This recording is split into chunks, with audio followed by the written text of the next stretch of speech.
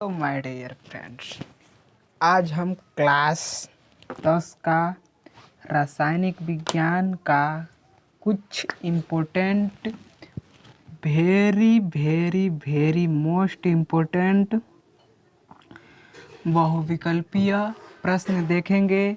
तो एकदम ध्यान पूर्वक देखिएगा, जिससे आपका बोर्ड एग्ज़ाम में बेटर से बेटर कर पाएँ। ओके, आप कर पाएँ बेटर से बेटर। तो चलिए ज़्यादा समय न लेते हुए आज का यह टॉपिक स्टार्ट करते हैं। और यह जो बहुविकल्पी मैंने चुना है, यह पेपर की दृष्टि से, यूपी बोर्ड एग्ज़ाम की दृष्टि से बेहद मोस्ट इम्पोर्टेंट क्वेश्चन है। ये सारे क्वेश्चन मोस्ट इम्पोर्टेंट हैं, इसलिए एकदम बारीकी से देखिएगा, थोड़ा सा भी स्किप मत कीजिएगा। तो चलिए ज़्यादा समय न लेते हुए हम स्टार्ट करते हैं। तो यहाँ आप देख सकते हैं कि लिखा है दही, जो दही का जमना किस प्रकार का परिवर्तन है।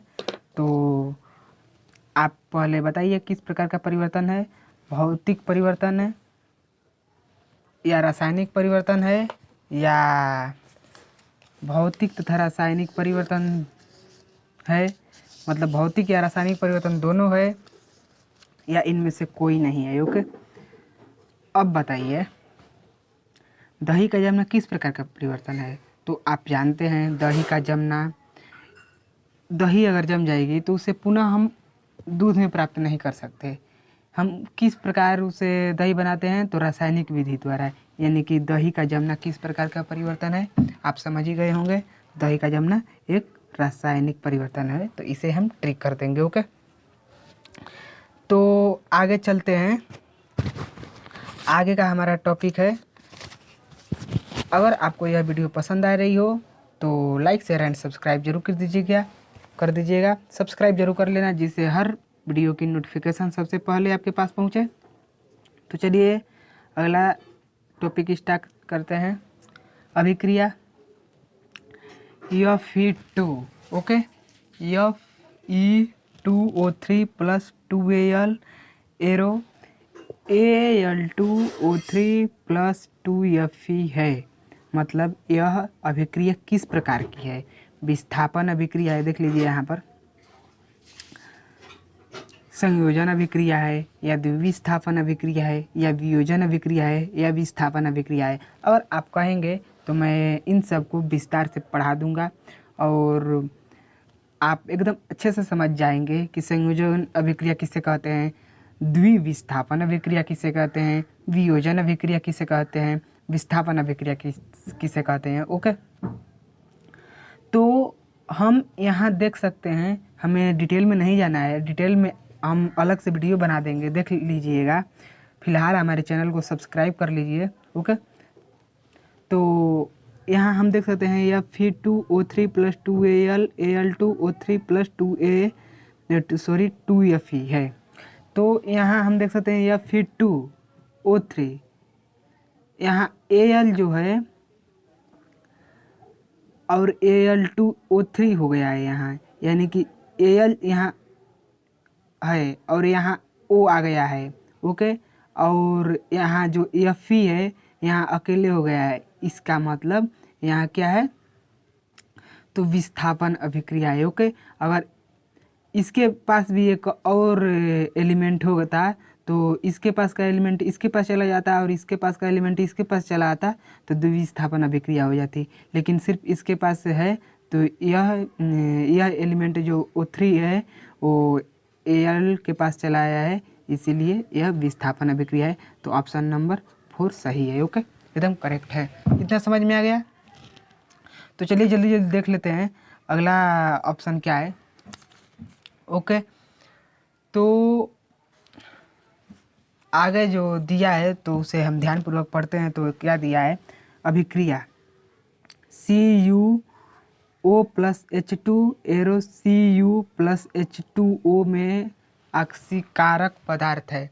इसमें अक्सीकारक पदार्थ कौन है, तो ऑप्शन नंबर देखिए CuO H2, तीसरा ऑप्शन CuO तथा H2 दोनों, और इनमें से कोई नहीं। तो इनमें से ऑप्शन सही होगा तीसरा का हमारा हो गया पहला सत्य है। ओके, यानी कि में अक्सीकारक पदार्थ है, मतलब इसमें अक्सीकारक पदार्थ कौन है, तो यह है CuO।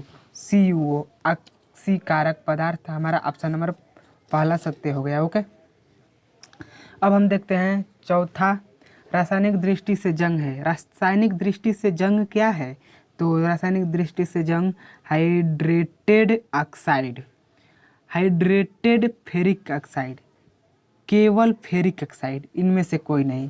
तो रासायनिक दृष्टि से हम जंग को क्या कहते हैं बताइए। हाइड्रेटेड ऑक्साइड कहते हैं कि हाइड्रेटेड फेरिक ऑक्साइड कहते हैं कि केवल फेरिक ऑक्साइड कहते हैं कि इनमें से कोई नहीं। तो हमारा इसमें से चौथा का ऑप्शन नंबर 2 सही है। ओके, ऑप्शन नंबर 2, चौथा का option number 2 hydrated ferric oxide. ध्यान दीजिएगा, अगर पेपर में आ जाएगा तो एकदम इत्मीनान से लिखिएगा। रासायनिक दृष्टि से जंग को क्या कहते हैं, हाइड्रेटेड फेरिक ऑक्साइड। ओके, अब क्वेश्चन नंबर 5 पे चलते हैं। तो क्वेश्चन नंबर 5 दिया हुआ है, रासायनिक अभिक्रिया में भाग लेने वाले पदार्थों को कहते हैं। रासायनिक अभिक्रिया में मान लीजिए कि यहाँ पर जो रासायनिक अभिक्रिया है इसमें भाग लेने वाले पदार्थ को क्या कहते हैं। यह रासायनिक अभिक्रिया है तो इसमें भाग लेने वाले पदार्थ क्या कहेंगे बताइए। अभिकारक कहेंगे कि उत्पाद कहेंगे कि अक्सीकारक कहेंगे कि अपचायक कहेंगे। तो रासायनिक अभिक्रिया में भाग लेने वाले पदार्थ को अभिकारक कहते हैं। ओके, पांचवा का पहला सही होगा। ओके, क्योंकि रासायनिक अभिक्रिया में भाग लेने वाले पदार्थ को अभिकारक, जो ये आगे है वो अभिकारक हो जाएगा और जो इधर है वह उत्पाद हो जाएगा। ओके, तो रासायनिक अभिक्रिया में भाग लेने वाले पदार्थों को कहते हैं क्या, अभिकारक। ओके, पांचवा का पहला सही होगा। ओके, इतना समझ में आ गया, उम्मीद करता हूँ एकदम बढ़िया समझ में आया होगा। अब चलते हैं नंबर 7 पर, नंबर 6 पर। ऑक्सीकरण वह रासायनिक अभिक्रिया है जिसमें क्या जिसमें ऑक्सीकरण वह रासायनिक, देखिए ऑक्सीकरण जो है एक प्रकार की रासायनिक अभिक्रिया है। ओके, वह रासायनिक अभिक्रिया है जिसमें इलेक्ट्रॉन पृथक होते हैं या इलेक्ट्रॉन ग्रहण होते हैं या विद्युत धनात्मक अवयव की संयोजकता घटती है या इनमें से कोई नहीं।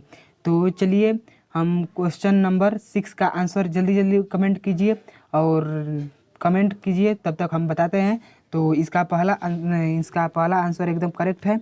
ऑक्सीकरण वह रासायनिक अभिक्रिया है जिसमें इलेक्ट्रॉन पृथक होते हैं। ओके, तो 6 का नंबर 1 ऑप्शन एकदम करेक्ट है। ओके, अब चलते हैं क्वेश्चन नंबर 7 पे। NH4Cl, देखिए इसका मतलब हो गया उत्क्रमणीय अभिक्रिया है, रासायनिक समीकरण है। ओके, मतलब इसका यह हुआ कि हम इससे यह प्राप्त कर सकते हैं और इससे यह प्राप्त कर सकते हैं। इस चिन्ह का मतलब यही हुआ। ओके, तो अब देखते हैं NH4Cl, यह उत्क्रमणीय अभिक्रिया का प्रतीक है, मतलब इससे हम यह प्राप्त कर लेंगे और इससे यह हम प्राप्त कर लेंगे। ओके, NH4Cl उत्क्रमणीय अभिक्रिया NH4 plus ion plus Cl negative ion. Okay, अभिक्रिया है। यह कौन सी मतलब अभिक्रिया है, जो यह अभिक्रिया दिया है यह किस प्रकार की अभिक्रिया है, उष्मीय अपघटन अभिक्रिया है या आयनिक वियोजन अभिक्रिया है या उष्मीय वियोजन अभिक्रिया है या विद्युत अपघटन अभिक्रिया है। ओके, तो देखिए एकदम ध्यानपूर्वक देखिए, इसका ऑप्शन नंबर 2 एकदम करेक्ट आंसर है। ओके, जो यह अभिक्रिया है वह आयनिक वियोजन अभिक्रिया है। ओके, तो इतना समझ में आ गया। तो अब देखते हैं नंबर 8 पर चलते हैं। तो नंबर 8 दिया है, वह अभिक्रिया जिसमें आयनों के विनिमय से नए यौगिक बनते हैं कहलाती है। जो आयनों के विनिमय से नए यौगिक बनते हैं वह क्या कहलाती है, तो इसका ऑप्शन नंबर 2 सही है। समय ज़्यादा हो गया इसीलिए मैं विकल्प नहीं पढ़ रहा हूँ, सिर्फ ऑप्शन बता दे रहा हूँ। वह अपघटन अभिक्रिया। ओके, अब ऑप्शन नंबर अगला क्वेश्चन नंबर अगला देखते हैं, क्वेश्चन नंबर 9। ओके, तो चलते हैं क्वेश्चन नंबर 9 पर। तो हमें क्वेश्चन नंबर 9 दिया हुआ है, निम्नलिखित में से क्या रासायनिक परिवर्तन है। मतलब लोहे में जंग लगना रासायनिक परिवर्तन है। थोड़ा सोच कर बताइए, लोहे में जंग लगना, क्या हम लोहे में लवना लगाकर जंग बनाते हैं? ओके, रासायनिक परिवर्तन है? तो सिंपल सी बात है, नहीं। ओके, 9वां का ऑप्शन नंबर पहला देख चुके हम। लोहे में जंग लगना क्या रासायनिक परिवर्तन है? तो उसे थोड़ा अलग कीजिए। विद्युत बल्ब का जलना, क्या यह रासायनिक परिवर्तन है? मोम का पिघलाना, क्या यह रासायनिक परिवर्तन है? पदार्थ का चुंबकन ये भौतिक परिवर्तन। मोम का पिघलना यह हो जाएगा हमारा, कौन सा परिवर्तन होगा? छोड़िए, ये हमें नहीं देखना है, हमें देखना है कि निम्नलिखित में से क्या रासायनिक परिवर्तन है। मतलब इनमें से कौन सा रासायनिक परिवर्तन है? तो हमारा इसमें से रासायनिक परिवर्तन जो है वह लोहे में जंग लगना रासायनिक परिवर्तन होगा। ओके, जो मैंने पहले बोला था वह थोड़ा गलती बोल दिया था, इसलिए मैंने फिर से कह रहा हूँ मैं कि जो 9वां का ऑप्शन है, ऑप्शन नंबर 9वां का 1 सत्य है, बिल्कुल एकदम। ओके, निम्नलिखित में से क्या रासायनिक परिवर्तन है? तो लोहे में जंग लगना। ओके, तो आगे बढ़ते हैं। तो आगे हम क्वेश्चन नंबर 10 देख सकते हैं। लोहे पर जंग लगना, लोहे पर जंग लगना, लोहे पर जंग लगना किस प्रकार की क्रिया है? जो लोहे पर जंग लगता है वह किस प्रकार की क्रिया हम कह सकते हैं उसको? ओके, तो ऑक्सीकरण कहेंगे या अपचयन कहेंगे या ऑक्सीकरण और अपचयन दोनों कहेंगे या इनमें से कोई नहीं?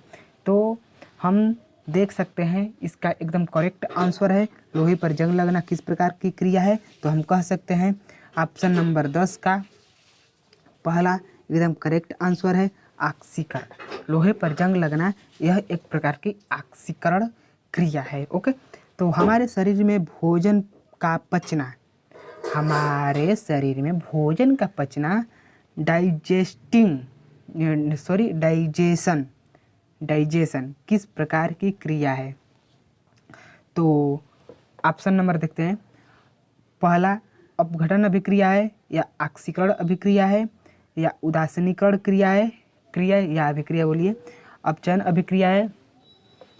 तो हम देख सकते हैं इस क्वेश्चन नंबर 11 का एकदम करेक्ट आंसर होगा पहला। ओके, हमारे शरीर में भोजन का पचना डाइजेशन किस प्रकार की क्रिया है? तो अपघटन अभिक्रिया।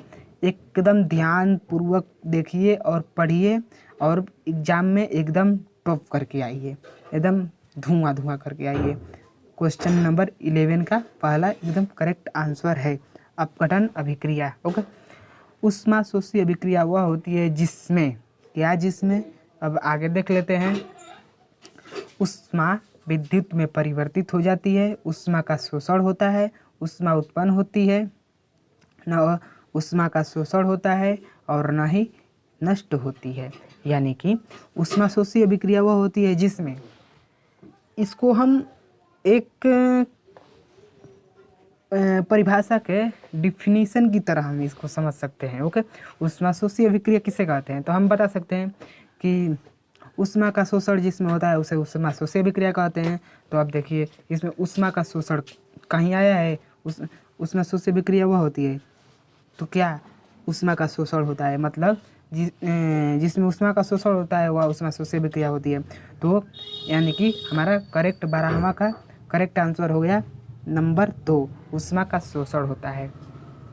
प्रतिस्थापन अभिक्रिया मुख्य गुण है, मतलब जो प्रतिस्थापन अभिक्रिया का मुख्य गुण है 13वां का ऑप्शन नंबर होगा कौन सा सही? तो पहले ऑप्शन देख लेते हैं, एल्किल का, कार्बन मोनोऑक्साइड का, एल्काइन का, पैराफिन का। ओके, तो इसमें से ऑप्शन नंबर एकदम करेक्ट होगा लास्ट वाला पैराफिन का। ओके, प्रतिस्थापन अभिक्रिया का मुख्य गुण क्या है पैराफिन का। ओके, तो हम आपको एक क्वेश्चन देते हैं, वह क्वेश्चन होमवर्क आपको देते हैं। उससे पहले मैं आपको यह बता देना चाहता हूँ कि अगर आप सारे विषयों के एकदम अच्छे से तैयारी करना चाहते हैं, देखिए मैं बहुविकल्पी क्या सीरीज चला रहा हूँ। बहुविकल्पी और अति लघु एक ही तरह के होते हैं। बहुविकल्पी में बस इतना ही फर्क होता है कि इसमें ऑप्शन देता है और अति लघु में ऑप्शन नहीं देता है। आपको याद किए रहेंगे तो उसमें लिख देंगे। ओके, तो बहुविकल्पी और अति लघु मैं इस समय पढ़ा रहा हूँ। तो अगर आप हमारे चैनल को सब्सक्राइब रखे रहेंगे तो जो भी मैं वीडियो अपलोड करूँगा वो आपके पास सबसे पहले पहुँचेगा। तो आप इसे देखकर आप एकदम अच्छे से अच्छे तैयारी कर सकते हैं। अब हम आपको एक क्वेश्चन देते हैं होमवर्क, आप कमेंट में लिख कर बताइएगा। देखिए, अपचायक नोट कीजिए, अपचायक इलेक्ट्रॉन त्यागते हैं या ग्रहण करते हैं? आप कमेंट में बताइएगा। जो अपचायक होते हैं वह इलेक्ट्रॉन त्यागते हैं या ग्रहण करते हैं? कमेंट में बताइएगा। बस त्यागना है, त्यागता है या ग्रहण करता है? कौन? अपचायक। अपचायक इलेक्ट्रॉन त्यागते हैं या ग्रहण करते हैं। तो मिलते हैं नेक्स्ट वीडियो में, तब तक के लिए बाय। पढ़ते रहिए, मस्त रहिए।